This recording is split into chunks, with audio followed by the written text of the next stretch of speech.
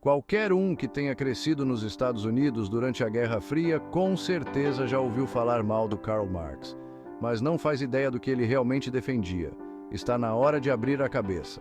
O nome do Marx está eternamente ligado à lei do valor. Outros pensadores já tinham abordado a ideia antes, mas foi Marx quem reconheceu a importância dela, e ela se tornou central na teoria econômica dele.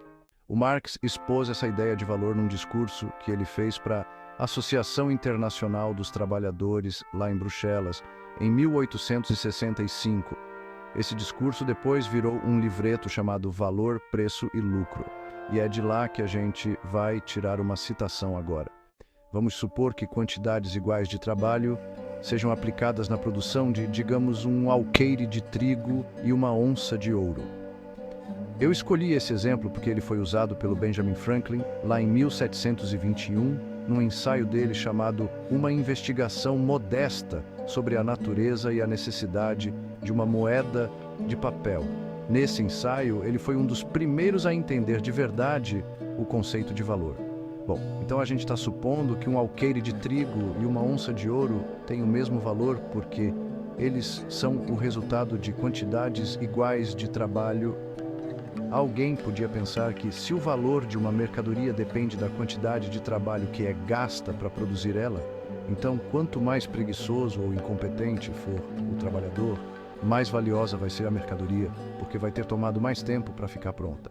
Mas é importante lembrar que a gente está falando de trabalho social.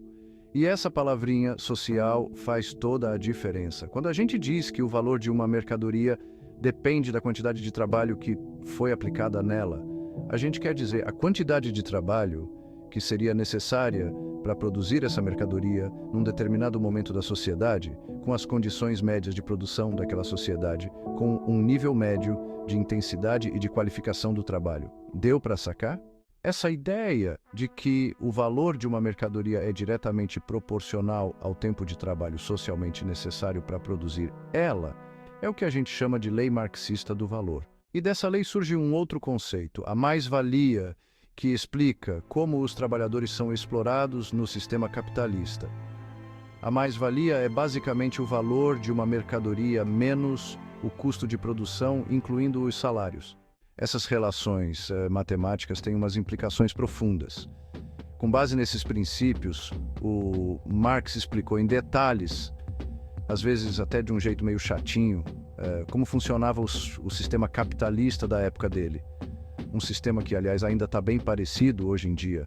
O Marx defendia que o trabalho em todas as suas formas, seja ele braçal, especializado ou intelectual, é o responsável por gerar valor além daquele que já existe naturalmente.